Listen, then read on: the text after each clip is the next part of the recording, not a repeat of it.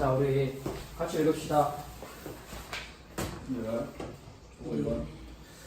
자, 우리 사사기 2장 1절부터 10절 말씀 우리 한 절씩 서로 교독하면 좋을 것 같아요. 우리 오늘은 우리 남자분들이 먼저, 그 다음에 여자분들이 한 절, 1절 순서대로 우리 3명이니까 우리 같이 그렇게 한번 읽어봅시다. 남자분들께서 먼저 1절 한번 읽어봅시다. 시작! 여호와의 사자가 길갈에서부터 북임으로 올라와 말하되 내가 너희를 애굽에서 올라오게 하여 내가 너희의 조상들에게 맹세한 땅으로 들어가게 하였으며 또 내가 이르기를 내가 너희와 함께한 언약을 영원히 여기지 아니하리니 너희는 이 땅의 주민과 언약을 맺지 말며 그들의 제단들을 하려 하였거늘 너희가 내 목소리를 듣지 아니하였으니 어찌하여 그리하였느냐.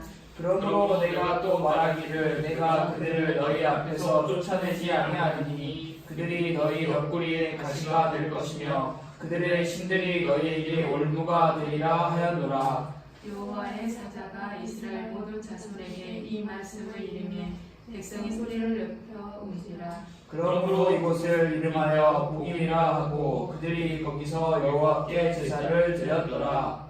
전에 여호수아가 백성을 보내매 이스라엘 자손이 각기 그들의 기업으로 가서 땅을 차지하였고 백성이 여호수아가 사는 날 동안과 여호수아 뒤에 충분한 장로들 곧 여호와께서 이스라엘을 위하여 행하신 모든 큰 일을 본 자들이 사는 날 동안에 여호와를 섬겼더라. 여호와의 종 눈의 아들 여호수아가 110세에 죽음에 우리가 그의 기업의 경내 에브라임 산지 가스산 북쪽 딥낫 헤레스에 장사하였고 그 세대의 사람도 다 그 조상들에게로 돌아갔고 그 후에 일어난 다른 세대는 여호와를 알지 못하며 여호와께서 이스라엘을 위하여 행하신 일도 알지 못하였더라. 아멘. 우리가 오늘 사사기 2장 1절부터 10절까지의 말씀을 읽었는데요. 여호와를 알지 못하는 마음이라는 제목으로 함께 말씀을 나누도록 하겠습니다.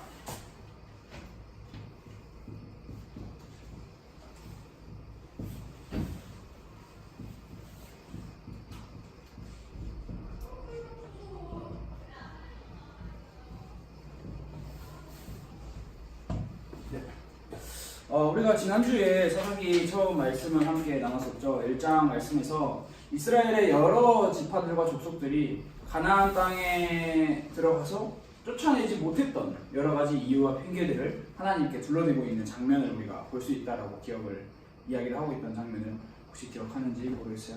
이 장에서는 반대로 이제 전환이 됩니다. 하나님께서 반대로 이제 이스라엘 백성들에게, 이스라엘 지파들에게 분명하게 이야기를 하고 계세요. 그 분명하게 이야기하고 계시는 장면이 오늘 성경 말씀에서 나온 너희가 내 목소리를 듣지 아니하였다라고 이야기를 하고 있습니다. 결국 이스라엘 백성들의 신앙생활을 우리가 살펴보면 미리 우리가 알고 들어가자면 이스라엘 신앙생활을 보면 딱 이렇게 표현을 할 수 있어요. 반쪽 신앙이 있어요. 분명히 하나님께서 이스라엘 백성들에게 내가 너희가 들어가는 가나안 땅을 다 너희에게 주겠다라고 이미 약속을 하신 상태인데 근데 그 약속에는 반드시 전제된 조건이 있는데 너희가 내 명령을 다 따르고 순종하면 내가 너희에게 가나안 땅을 다 주겠다. 하지만 이스라엘 백성들이 가나안 땅에 들어오지만 하나님의 말씀을 순종하여 들어오지만 막상 들어와서는 하나님의 말씀 명령에 순종하지 않고 하나님의 말씀을 듣지 않는 그런 상황을 발견하게 되는 거예요. 그래서 결국에는 하나님께서는 확실하게 딱 선포를 하시는 거예요. 너희가 내 말을 듣지 아니하였다. 어찌하여 너희가 내 말을 듣지 않았느냐라고 이야기를 하고 계세요.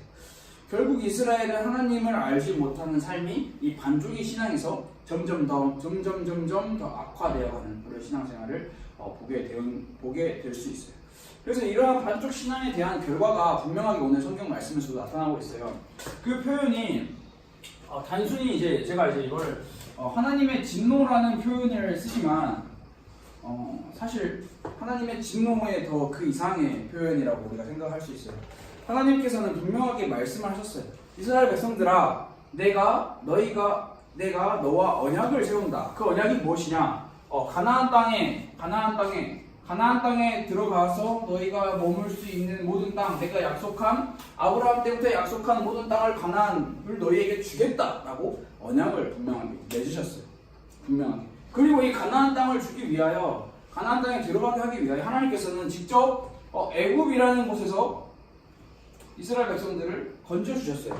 그리고 광야라는 곳에서 이스라엘 백성들을 40년 동안 시험하시고 결국 가나안 땅으로 인도하여 주세요. 그런데 중요한 거는 하나님께서 하신 일이고 이건 하나님께서 하신 일이고 이스라엘 백성들의 일을 이제 우리가 살펴보면은 결국엔 하나님의 진노는 다른 데서 있는 게 아니라 하나님의 말씀, 하나님의 말, 즉 하나님의 명령을 따르지 않았다라는 데에서 분명하게 하나님께서 진노하고 계시는 거예요. 하나님의 명령이 무엇이었냐? 가나안 땅에 있는 모든 민족들을 다 쫓아내어라 라고 하는 게 하나님의 명령이었어요. 하나님의 명령을 듣지 않은 이스라엘 백성들이 우리가 지난주에 함께 나눴던 핑계, 여러 가지 핑계가 있죠. 핑계를 댔어요. 그 핑계 중에 하나가 뭐였죠? 기억나는 거 혹시 있어요? 세연이? 기억나는 거 있어요? 지난주에 말씀 나눴던 이스라엘 백성들이 댔던 핑계. 그렇죠. 철병거. 좋아요. 철병거. 자, 철병거가 많아서 쫓아내지 못했어요 라고 이야기를 했죠.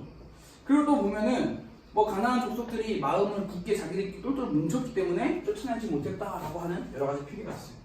근데 진짜로 하나님의 입장에서 하나님의 마음으로 우리가 볼 때는 하나님의 입장에서는 핑계에 불과한 거예요. 그래서 결국 이스라엘 백성들의 이러한 부분적인 반쪽 신앙은 완전한 타락으로 이어지게 되는 게 사사기에서 나타난 결과를 계속 우리가 보여줄 수 있어요. 그래서 이 하나님의 진노에 대한 결과가 드러나요. 오늘 성경 말씀을 우리가 함께 읽었는데 이렇게 이야기를 하고 계세요. 올무가 뭔지 알아요? 올무? 오, 좋아요. 자, 짐승 잡을 때 어딘가 이렇게 설치해 놓으면 짐승이 지나갈 때 밟으면 이제 발이 걸려서 그 발을 그걸 이제 끌고 나가려면 자기 다리를 없애고 나가야 되는 함정 같은 거예요. 함정이야. 자, 그리고 또 오늘 성경 말씀에서 가시라고 표현도 하고 있어요. 자, 올무와 가시가 되게 하겠다. 누구를? 이스라엘 백성에게 가나안 민족이 이스라엘 백성들에게 올무와 가시가 되게 하겠다. 하나님께서 직접 하겠다라고 말씀을 하고 계시는 거예요. 왜? 이유가 뭐예요? 하나님께서 너무 나빠요? 하나님 나빠요? 하나님 잘못됐어요? 아니요. 하나님의 분명한 진노는 분명한 하나님의 약속, 언약을 맺은 관계에 있어서 그 언약의 관계를 깨버린 이스라엘 백성들에게 모든 책임이 있는 이 올무와 가시. 우리가 이제 밖에 나가고 이제 생활을 할 때 옷을 입고 나가잖아요. 근데 그 옷을 입었는데 옆구리에 가시가 아주 작은 가시가 하나가 박혀 있었어요. 근데 그 가시가 계속 신경 쓰이고 걸리고 내 살을 계속 이렇게 따갑게 하고 아프게 해요. 그러면 어떻게 하는 게 맞는 방법이에요? 네. 그 옷을 안 입으면 돼요? 그 가시를 빼면 되잖아. 근데 이스라엘 백성들은 하나님께서 분명히 계속 말씀하신 거예요. 올무와 가시를 제거해 버려라. 근데 얘네들은 이스라엘 백성들은 계속 그 올무와 가시를 안고 살아가. 왜 안고 살아가냐? 귀찮아서 그럴 수 있겠다.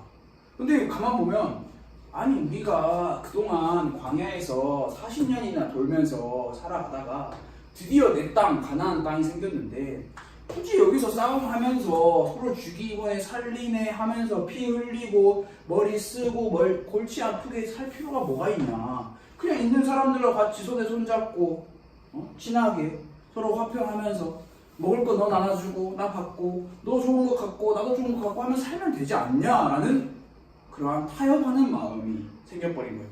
근데 성경 말씀에서는 분명하게 이야기하고 있어요.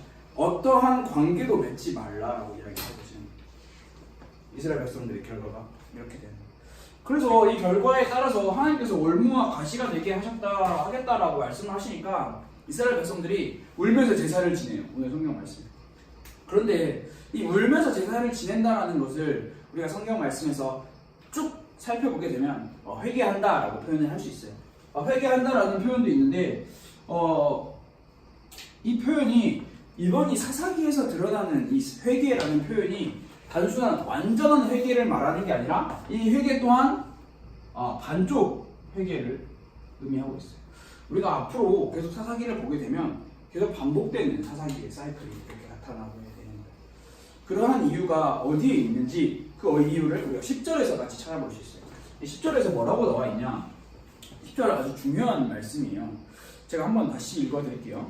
그 세대의 사람도 다 그 조상들에게 돌아갔고 그 후에 일어난 다른 세대는 여호와를 알지 못하며 여호와께서 이스라엘을 위하여 행하신 일도 알지 못하였다.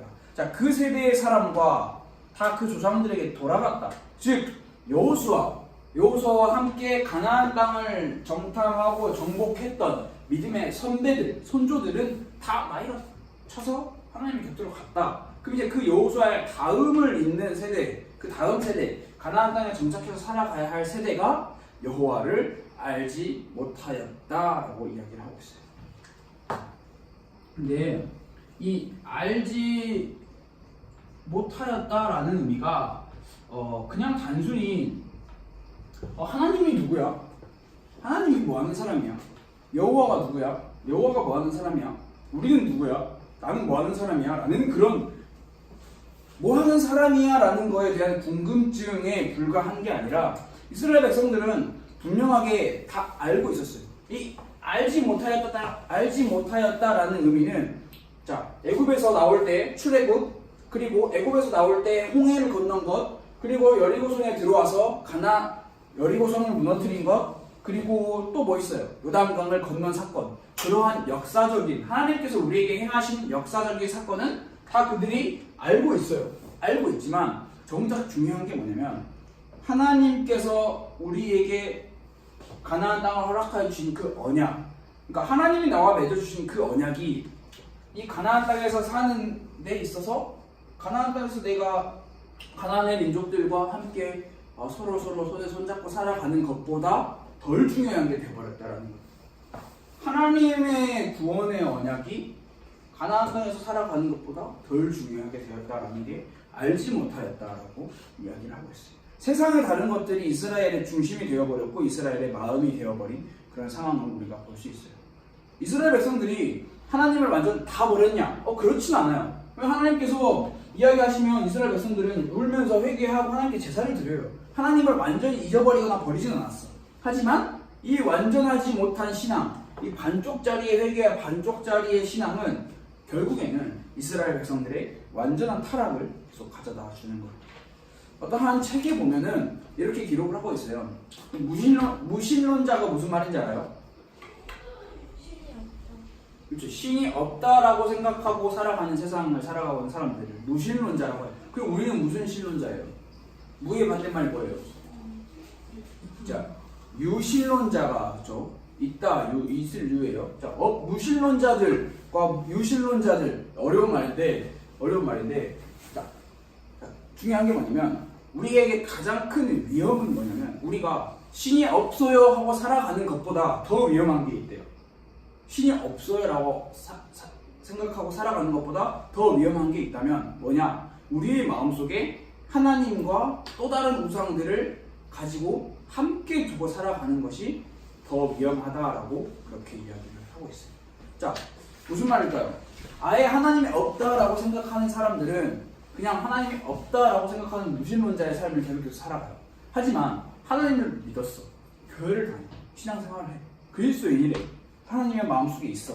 그런데 하나님보다 더 중요한 것들이 눈에 너무 많이 보여.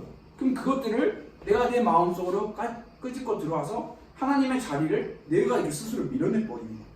그게 오히려 하나님을 믿지 못하고 하나님을 알지 못하는 사람들에게는 전혀 중요한 게 아니지만 우리가 함께 신앙생활을 하고 함께 교회 공동체에서 함께 말씀을 나누고 신앙생활을 하는 우리 그리스도인들에게 있어서는 공존이라는 것은 불가능한 거예요.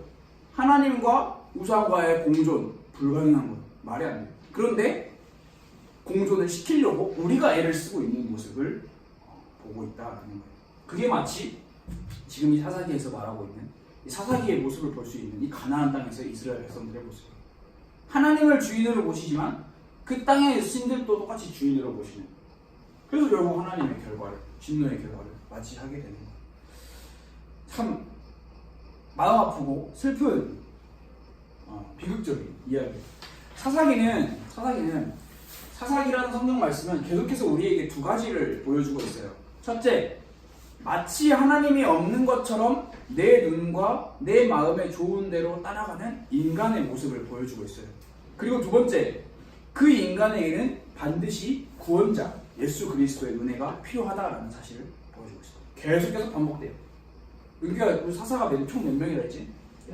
12명의 사사들을 통해서 하나님께서 사사기의 말씀을 쭉 훑어가시면서 계속 반복되는 거예요. 인간의 오만함, 인간의 교만함, 힘이 없어도 살 수 있을 것 같아요. 하지만 정작 그렇게 할 수 없거든요. 그러면 그 인간에게 찾아오시는 하나님의 구원의 은혜, 구원의 사랑 계속 반복되는 거예요. 그럼 결국에 하나님의 은혜와 하나님의 구원이 없이는 살아갈 수 없다라는 것을 사사기에서는 분명하게 이야기를 하고 있어요.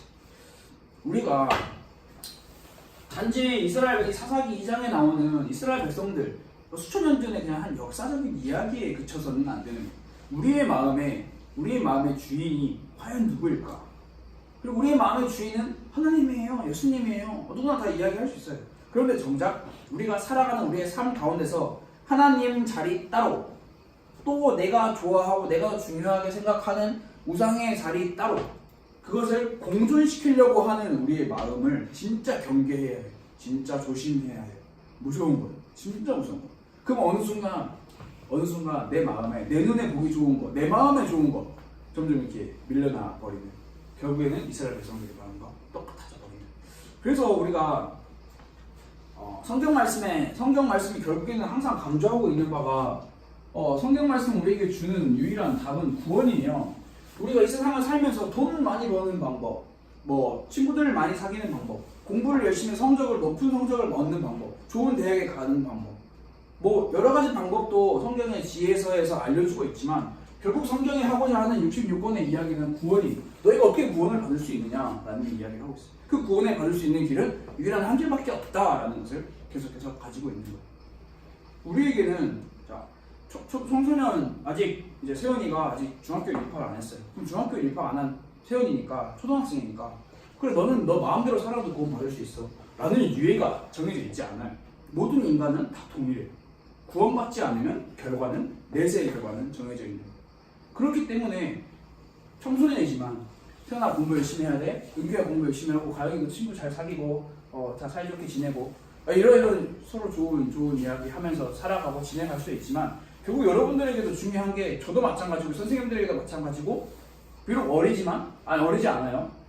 중학교 2학년, 중학교 1학년의 친구들에게도 중요한 거는 결국 구원이에요. 구원 받았냐 안 받았냐가 가장 중요한 키포인트. 그래서 우리가 같이 기도하고 같이 말씀 듣고 우리의 마음의 우상들을 자꾸 이렇게 버려버려야 되는 거예요. 벗어버리려고. 우리의 힘으로 안 되기 때문에 하나님 저에게 하나님의 은혜를 허락해 주세요. 제 마음에 다른 우상들을 모시고 살아가는 것이 아니라 하나님만을 모시고 살아갈 수 있도록 하나님 제게 힘을 주세요. 저를 좀 도와주세요. 저도 하나님 구원받고 싶어요 라고 기도하면서 살아가는 게 우리의 삶에, 우리의 신앙에 가장 큰 중심이고 가장 큰 중요한 부분이 되어야 되는 거예요. 자, 다시 한번 마지막으로 이야기할게요.